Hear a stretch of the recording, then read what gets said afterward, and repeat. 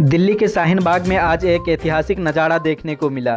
अमौर विधानसभा के लोकप्रिय नेता AIMIM विधायक जनाब अख्तरुल इमान साहब का जोरदार इस्तकबाल किया गया।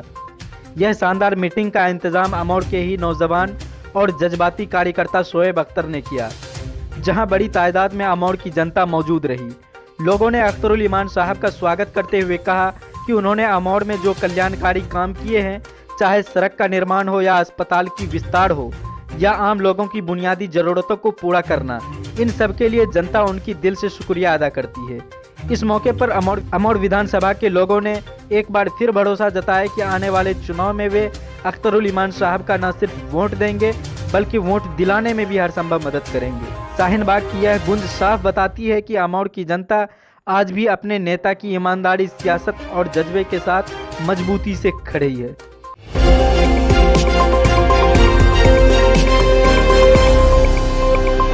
RJD प्रमुख लालू प्रसाद यादव अपनी पत्नी राबड़ी देवी और बड़े बेटे तेजस्वी यादव के साथ गया पहुंचे। उन्होंने अपने पितरों के लिए पिंडदान किया। स्वास्थ्य कारणों के कारण व्हील चेयर पर सवार लालू का यह दौरा पितृपक्ष मेला के दौरान हुआ, जहां बड़ी संख्या में श्रद्धालु मौजूद थे। यह घटना राजनीतिक दृष्टि में भी महत्वपूर्ण है, क्योंकि बिहार चुनाव 2025 से पहले विपक्षी दलों की सक्रियता बढ़ रही है।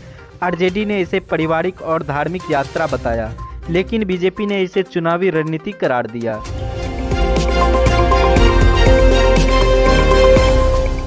सुप्रीम कोर्ट ने बिहार की विशेष गहन पुनरीक्षण यानी SIR प्रक्रिया के आधार पर बाढ़ में वैध दस्तावेज के रूप में शामिल करने का निर्देश दिया।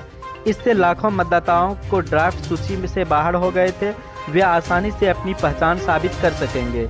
कोर्ट ने कहा कि यह ड्राफ्ट की कमी का मामला नहीं है और ECI को सभी दावों आपत्तियों पर विचार करना होगा। राजद और AIMIM ने इसे स्वागत योग्य बताया, जबकि बीजेपी ने इसे चुनावी हस्तक्षेप कहा।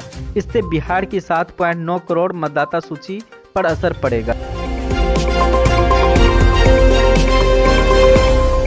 मुख्यमंत्री नीतीश कुमार ने बिहार राज्य पथ परिवहन निगम यानी BSRTC की सभी 1065 बसों की ई-टिकटिंग सुविधा का उद्घाटन किया। अब यात्रियों को बस स्टैंड पर लंबी कतारों का सामना नहीं करना पड़ेगा।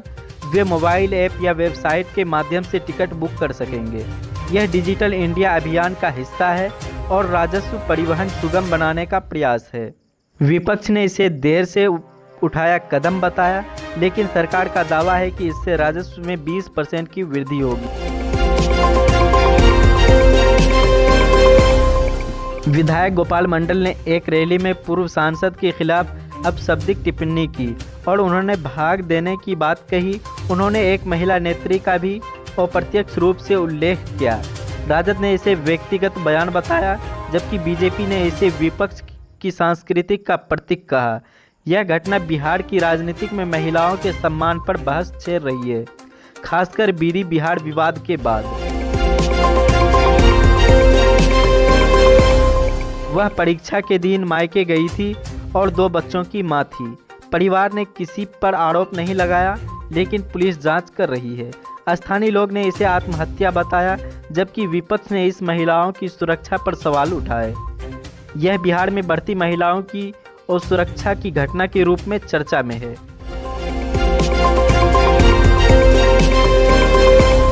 ECI ने 2019 से किसी भी चुनाव में भाग न लेने वाले 6 दलों की मान्यता समाप्त कर दी। इससे बिहार से जुड़े कुछ छोटे दल शामिल हैं। लोक प्रतिनिधित्व अधिनियम के तहत ये दल अब चुनाव लड़ सकेंगे, लेकिन सुविधाएं खो देंगे। बिहार चुनाव 2025 से पहले यह कदम महत्वपूर्ण है, क्योंकि इसमें वोटरों की संख्या पर असर पड़ेगा।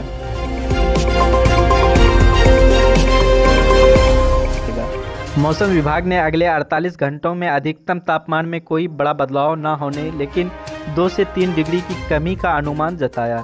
न्यूनतम तापमान स्थिर रहेगा। पटना सहित कई जिले में हल्की बारिश की संभावना है। पितृपक्ष के दौरान यह राहत की खबर है, लेकिन किसानों ने बाढ़ प्रभावित क्षेत्रों में सतर्कता बरतने को कहा है। बिहार सरकार ने आंगनवाड़ी सेविकाओं सहायिकाओं की सैलरी बढ़ाने का ऐलान किया है।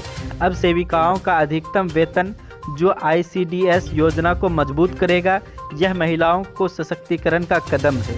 विपक्ष ने इसे चुनावी लाभ बताया, लेकिन सरकार का कहना है कि यह लंबी मांग पूरी कर रही है।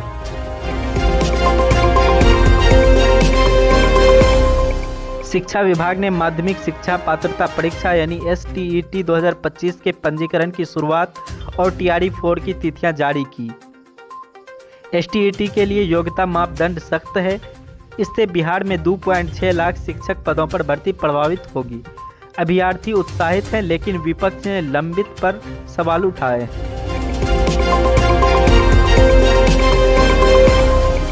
केंद्रीय मंत्री तारिक अनवर का स्वास्थ्य खराब होने पर ग्रामीणों ने कंधे पर उठाकर बाढ़ प्रभावित इलाकों का निरीक्षण कराया। यह वीडियो वायरल हो गया। बिहार में बाढ़ अभी भी समस्या बनी हुई है और विपक्ष ने केंद्र, राज्य और समन्वय की मांग की। यह घटना राजनीतिक एकजुटता का प्रतीक बनी हुई है।